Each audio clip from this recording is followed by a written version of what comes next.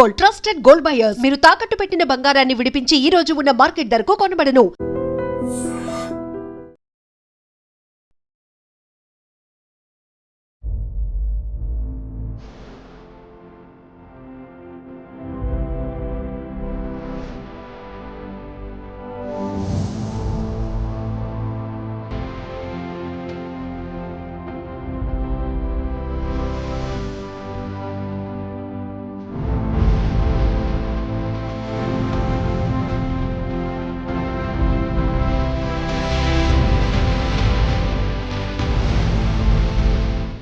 ఆ కన్న తల్లి కన్నీటి రోదన చూస్తే గుండెలు తరుక్కుపోతున్నాయి. విశాఖలో సమతా కాలేజీలో డిగ్రీ చదువుతున్న సాయి తేజ మృతి పైన మాకు అనేక అనుమానాలు ఉన్నాయి అంటూ ఇటు బంధువులు విద్యార్థి సంఘం నేతలు కూడా ఆరోపిస్తున్నారు. అందులో ఆ కాలేజీకి సంబంధించినటువంటి లేడీ లెక్చరర్ల వేధింపుల వల్లే తన కొడుకు ప్రాణాలు తీసుకున్నాడు బలవంతంగా అంటూ ఆ తల్లి గుండెలు అవిసేలా రోధిస్తోంది. ఖచ్చితంగా అసలు ఏం జరిగింది అనేది దీనిపైన పూర్తిగా ఇంకా ఇన్ఫర్మేషన్ అయితే రాలేదు. పోలీసులు బంధువులు కుటుంబ సభ్యులు అనుమానిస్తున్న రీతిలోనే ఆ కోణంలో దర్యాప్తు కొనసాగిస్తున్నారు. ఆ తల్లితో ఒక్కసారి మాట్లాడదాం. నా కొడుకు అసలు కేసలు చెప్తుందట. నా కొడుకు నేను చెప్పలేకపోతానమ్మా. నేను మాట్లాడలేను. బిడ్డను కోల్పోయిన బాధ మాకు తెలుసు, కానీ నా కొడుకుని మోసం చేసినారు. వాళ్ళ ఇంట్లో భద్రంగా ఉన్నారు. నా కొడుకుని ఈదులెట్టినారు. నా కొడుకు టార్చర్ తట్టుకోలేక నేను కాలేజీకి వెళ్ళొస్తాడు పోయి నేను ఏడు చెప్పినాను కొడుక. నేను వెళ్ళొచ్చేటప్పుడు నాయన ఇద్దరు మేడమ్మలు ఉంటారు. మేడం పేరు గుర్తు రావడం లేదు. ఒక మేడం బేగం మేడం అంట. అమ్మని పిలిపించుకుంటుంది ఎవరికి డౌట్ రాకుండా ఉండాలని. ఆవిడకి పెళ్ళి అయిపోయింది. ఇద్దరు పిల్లలు. పిల్లల చేత కూడా మాట్లాడిపించి మీ అమ్మ నిన్ను ఎలాగ పెంచిందిరా వాళ్ళకి కూడా అలాగే చెప్పని చెప్పించింది ఫస్ట్లోను. సరే ఒక తల్లిగా భావిస్తుంది, ఒక తల్లిగా బాధారుస్తుంది అనుకున్నా, కానీ నేను లేనిపోని టార్చర్ పెట్టి నా కొడుకుని ఎంత ఇబ్బంది పెడుతుంది అనుకోలేదమ్మా. అమ్మ ఫోన్లో ఉన్న ఈ ఫ్రెండ్స్కి చెప్పినాడు అమ్మా నాతో చెప్పడానికి. ఆవిడ తల్లి అంత వయసు, నన్ను ఎవరు నమ్ముతారను. నా కొడుక ఆడ బాధను మింగోయ్ నన్ను బాధ పెట్టినాడు. అలా తప్పు చేసిన వాళ్ళు ఇంట్లో ఉన్నారు. నానే చదివారు నా కొడుకు శవమై అన్నాడు. నాయన నాకిద్దరు కొడుకులు, నాకు ఒక్క కూతురు, నా పెద్ద కొడుకమ్మ. నీ అమ్మ 21 సంవత్సరం వచ్చింది. నా కొడుక మిమ్మల్ని చదివించుకోవడానికి నా కొడుక పడరాని పాటలు పడ్డాము. నా కొడుక తల్లి ఏం న్యాయం కోరుతున్నారు? మీరు ఇంత దుఃఖంలో ఉన్నారు, మాకు అర్థమైంది. మీ కడుపు కోత అయితే ఎవరు చేస్తారమ్మా? వాళ్ళ ఇంట్లో ఉన్న వాళ్ళు బయటికి రప్పించండి. నా కొడుక్కి న్యాయం చెయ్యండి. నా కాలేజీ తరపున న్యాయం కావాలి. నా కొడుకులాగే పిల్లడికి మోసం జరగకుండా కాపాడండి. నాకు కావాల్సిన న్యాయం అది. అమ్మా, ఇది ఒక తల్లి గుండె కోత కాదు. ఎదుగొచ్చిన ఏ పిల్లలు ఇలా అర్ధాంతరంగా తనువు చాలించిన మనలాంటి వాళ్ళందరం కూడా బాధపడాల్సిన ఏం జరిగింది మీకు తెలిసిన మీరేమవుతారా?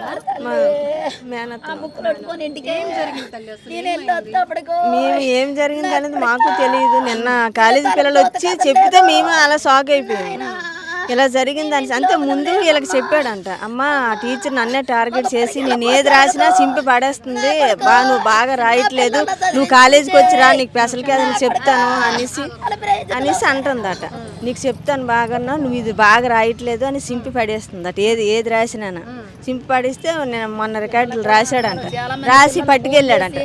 ఎల్లం మానేశాడంట. టార్చర్ పెడుతుంది కానీ ఇండియా టార్గెట్ చేసి 4-5 సార్లు రాసిన పేపర్లు కూడా చింపి పడేసింది. రాసిన చింపి పడేసింది. ఒకే రైటింగ్ ఉండాలట. ఒకే రైటింగ్ ఏ పిల్లలు అక్కడ రాయలేదు. ఇద్దరు చేత రాపించుకున్నారు. ఎవరు మేము ఒకళ్ళు ఎగ్జామ్స్ టైంలోనే అసలు ఎగ్జామ్స్ అసలు ప్రాక్టికల్ అమ్మ. ప్రతి ఒక్క పిల్లలు ఇద్దరేసి రైటింగ్తో రాయించుకున్నారు. ఇప్పుడు కాలేజీలో ఎంతమందికి లెసన్స్ చెప్పే ఆవిడ బాబుని మాత్రం ఎందుకు టార్గెట్ చేస్తుంది? ఇంతమందికి లెసన్లు చెప్పిన మేడము వీళ్ళందరికీ సైన్ చేయించేసి ఒక 4-5 పిల్లలు ఉంచేసింది. తను ఒక్కడనే ఉంచిస్తే రేపు వాళ్ళ పేరెంట్స్ వచ్చినా ఎవరు వచ్చినా మనం తప్పు దొరికిపోతామని చెప్పేసి వాళ్ళు ఉంచేసి ఆ పిల్లడితో పాటు ఈయన్ని ముందు నుంచి వాళ్ళు కూడా ఉంచేసి నన్ను ఏమన్నాడు, అమ్మ మొన్న వెళ్ళాను మేడం మీటింగ్ అంట, ఫోన్ చేస్తే వాళ్ళు ఎత్తలేదు. నేను మెసేజ్ పెడితే చూసినారు కానీ నాకు రిప్లై ఇవ్వలేదు. నేను మళ్ళీ ఫోన్ చేసినాను, మేడం ఎదురుగుండా నెట్ సెంటర్లో ఉన్న మా డాడీ నేను ఇక్కడ ఉన్నాము, చాలాసేపు అయిపోయింది మేడం, నాకు ఒంట్లో బాగోలేదని కొడుకోయ్, నా కిడ్నీలో రాళ్ళున్నాయని అబద్ధం చెప్పుకొని ఇంటికాడ ఉండి పండు, ఆవిడ టార్చర్ భరించలేక నా కొడుక అమ్మా అమ్మా నీకు చెప్పలేనే నా అమ్మా నీవు ఈ మాట వెళ్ళి చెప్పమ్మా, అక్కడ కూర్చోలేడని చెప్పి అమ్మోయ్ నేను వెళ్తున్నాను చదవని ఎవరమ్మా అని చెప్పినాడు. కానీ ఆ మేడం నన్ను ఎంత ఇబ్బంది పెడుతుంది. ఆవిడ ఇబ్బంది పెడుతుందనే విషయం కాలేజ్ ప్రిన్సిపల్కి కానీ ఎవరికైనా చెప్పారమ్మా బాబు? లేకపోతే మనం చెప్పిన టీచర్ల మీద యాక్షన్ ఉండదు అని చెప్పుకోలేకపోయారా?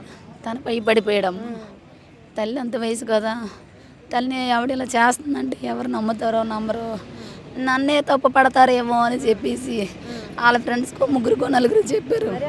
నిన్న టీచర్లకి స్టూడెంట్లకి చాటింగ్లు వాట్సాప్ లేటమ్మా, ఫోన్లు చేసేది మాట్లాడేది, మాటికి ఫోన్లు చేసి అంటే చదువుకున్న టైంలోనూ కూడా అన్ని ఇబ్బంది పెట్టింది. ఆవిడ నిన్న కూడా అన్నది, నేను నిన్న ఫోన్ చేశాను దేశకి, నాకు రెస్పాండ్ అవ్వలేదు, నాకు చిరాకు కొగులుసానండి మాతోటి. అమ్మా అమ్మా అమ్మా ఆవిడ మాటలు మీరు బోల్తా పడిపోకండి అమ్మా, ఆవిడ మాటలు అలాగే ఆడుతుందమ్మా.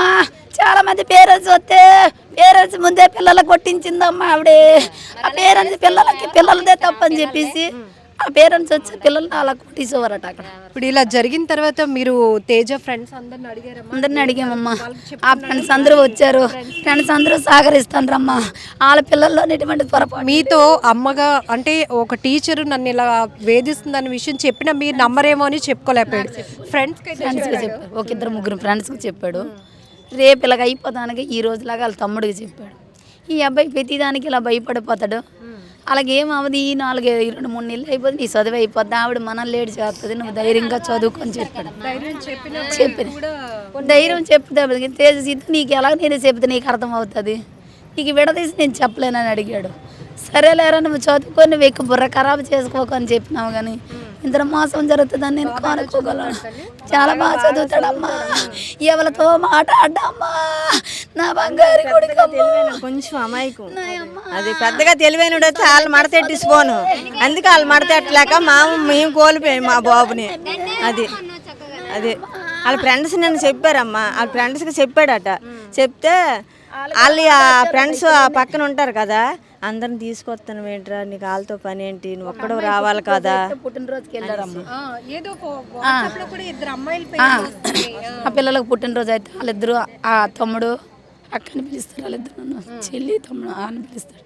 వాళ్ళ పుట్టినరోజుకి వెళ్తే వాళ్ళ పుట్టినరోజు నువ్వెందుకు వెళ్ళావు, ఇప్పుడు తల్లి నేను ఆ పిల్లడికి నేను భయం చెప్పుకోవాలి, నువ్వు వాళ్ళతో ఎందుకు మాట్లాడుతున్నావని చాలామంది ఆడపిల్లలతో మాట్లాడినవకని చేసేసింది. నేను చేయని తప్పుకి ఈ మేడం నన్ను ఎందుకు అంటుందని ఆ పిల్లలు కూడా మాట్లాడినవకన్నా నడుస్తుందమ్మా. ఈ ఫ్రెండ్స్ మాట్లాడకుంటుందని నాకు 10 రోజులు ముంగట చెప్పినాడు. ఓన్లేమో వాళ్ళతో మాట్లాడకపోతే ఇప్పుడు ఏం కొంపలు మునిగిపోతాయి అని అనుకో. అలా ఎవరు ఊహించలేం కదా, ఒక టీచరు అమ్మలాగా ఏదో భావిస్తుంది అనుకున్నాను నేను. ఆవిడ కూడా అమ్మలాగే నటించింది, అమ్మని పిలిపించుకుంటుంది. ఇటు క్లాస్లో అడిగట్టుకున్నా ఆవిడ వచ్చిన వెంటనే తేజాల అమ్మ వచ్చింది అంతే. వాళ్ళు లోన ఆటి నరకం అనిపిస్తాడు, బయటికి నైపోడు. నా కొడుకు ఈ కొడుక నన్ను ఎంత మోసం చేసినాడు కొడుక, ఏం చెప్పనమ్మా. కానీ దారుణమైన ఘటన. ఎందుకంటే ఇంకా ఎంత చెప్పినా ఇది వాస్తవం ఏంటో తెలియదు. కానీ ప్రస్తుతానికైతే బంధువులు, కుటుంబ సభ్యులు, వాట్సాప్ చాటింగ్, ఆ బేగం అనే టీచర్, మరొక లెక్చరర్, ఇద్దరు వేధింపుల వల్ల తన కొడుకు బలవంతంగా ప్రాణాలకు తీసుకున్నాడు. నాకు కడుపు కోత మిగిల్చాడు, నా కొడుకుని ఎవరు తీసుకొస్తారు, నాకు జరిగిన అన్యాయానికి ఏది న్యాయం ఎక్కడ జరుగుతుంది అంటూ ఆ తల్లి గుండెలు అవిసేలా నిన్నటి నుంచి రోధిస్తూనే ఉంది. ప్రస్తుతం మనం మార్చిడి దగ్గర పరిస్థితి చూస్తే చాలా బాధాకరమైనటువంటి పరిస్థితులు ఇక్కడ కనపడుతున్నాయి. ఇప్పటికే ఎంబీపీ పోలీసులు కూడా ఆ కోణంలో బంధువులు ఇచ్చినటువంటి కంప్లైంట్ని బేస్ చేసుకొని దర్యాప్తు వేగవంతం చేస్తున్నారు. ఎందుకంటే ఇక్కడ గురువు అనేది ఒక సముచితమైన స్థానం, ఒక గౌరవమైనటువంటి స్థానం. అలాంటిది భయపడిపోతారు, మమ్మల్ని కూడా ఎగ్జామ్స్ ఫెయిల్ చేసేద్దారే ఆ పిల్లలు అడుగుపోతారు. వాళ్ళు నిన్న ఎంత బాధపడ్డారు, ఈ రోజు భయపడిపోతారు. ఆల్రెడీ మీడియాతో మాట్లాడారు, ఎటువంటి మాకు ఇదైనా సరే మీరే మాకు రెస్పాండ్ అవ్వాలని కూడా పిల్లలు చెప్పారు. ఏ పిల్లడ వీడితో మాట్లాడితే ఆ పిల్లల్నే టార్గెట్ చేసి నువ్వు ఈ మధ్యన ఎక్స్ట్రా ఎక్కువైపోయినారా, నీకు అలాగే ఎక్కువైపోయింది ఇలాగ ఎక్కువైపోయింది. ఆ సాయితేజ మాట్లాడుతున్న నెలగా అంటుంది. నా పిల్లలు ఎవరు మాట్లాడడం మానేశారు. ఒక ఆడపిల్లనే మాట్లాడడం మానేసింది. ఇప్పుడు చదువుల టైంలో ఎగ్జామ్స్ టైంలో అన్నీ నీకు తెలిసినవే నాకు తెలుస్తాయమ్మా. నీకు తెలిసింది నాకు తెలియదు కదా, నాకు తెలిసింది నీకు తెలియదు కదా, చెప్పుకుందే కదమ్మా తెలుస్తుంది. ఎవరికి ఫోన్ చేస్తే ఒప్పుకుండేది కదట, ఎవరితో మాట్లాడితే ఒప్పుకుండేది కదా.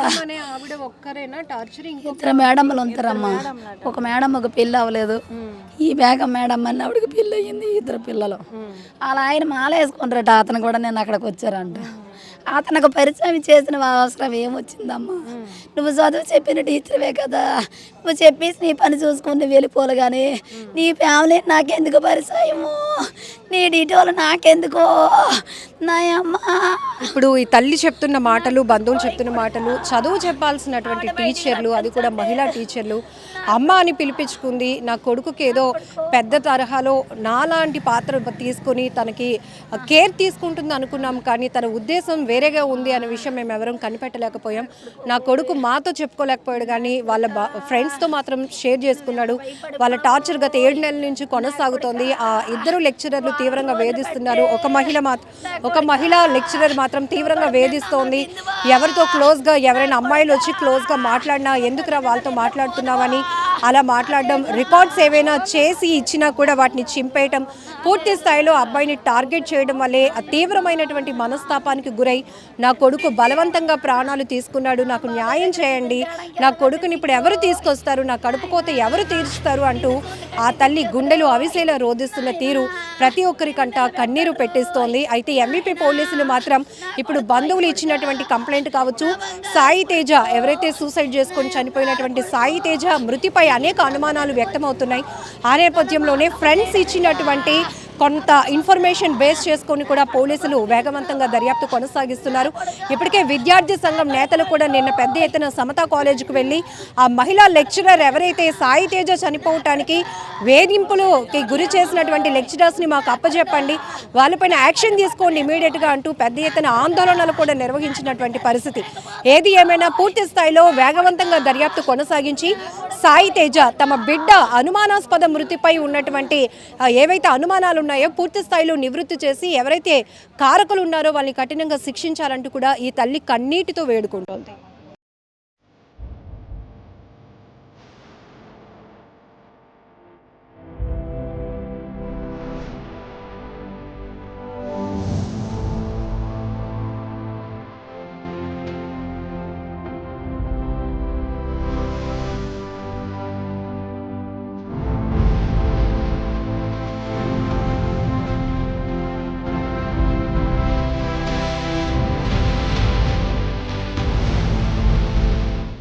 ఏమిటి దారుణం, వినడానికి కూడా చాలా ఇబ్బందిగా ఉంది, నమ్మటానికి కూడా అసలు ఆ కోణంలో ఆలోచించాలంటేనే భయం వేస్తోంది.